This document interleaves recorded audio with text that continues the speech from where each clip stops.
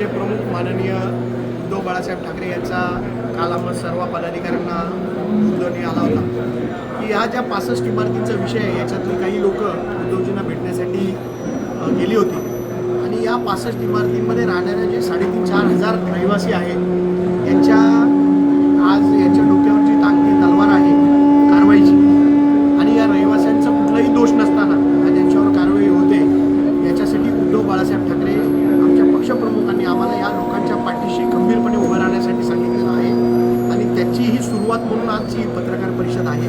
आम्ही आज सर्व पदाधिकारी पक्षाचे इथे उपस्थित आहे. ज्या लोकांनी यांची फसवणूक केली त्यांच्यावर कोणतीही कारवाई न करता ज्या लोकांची फसवणूक झाली आहे त्या रहिवाशांवर आज कारवाई होते आणि 10वी-12वीच्या परीक्षा सुरू असताना या अशा पद्धतीची कारवाई करावी हे प्रशासनाचं दुर्दैव आहे.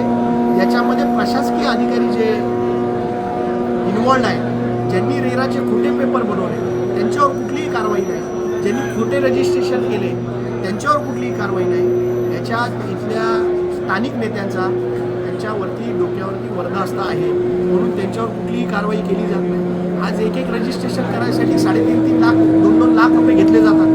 हे कुठे रजिस्ट्रेशन होतात कसे आणि याच्यासाठी मला फक्त एवढंच सांगायचं आहे की या रहिवाशांच्या पाठीशी शिवसेना उद्धव बाळासाहेब ठाकरे गंभीरपणे पक्ष उभा राहील आणि या लोकांवर कुठलीही कारवाई होऊ नये यासाठी जी रस्त्यावरची लढाई असेल तीही आम्ही लढू, त्याचबरोबर न्यायालयीन लढाई देखील आम्ही लढू आणि उद्या आमचे महापालिकेचे आयुक्त आहेत त्यांची देखील आम्ही या विषयासाठी सर्व पदाधिकारी भेटू. आदित्य ठाकरे भेटायला जाणार आहे.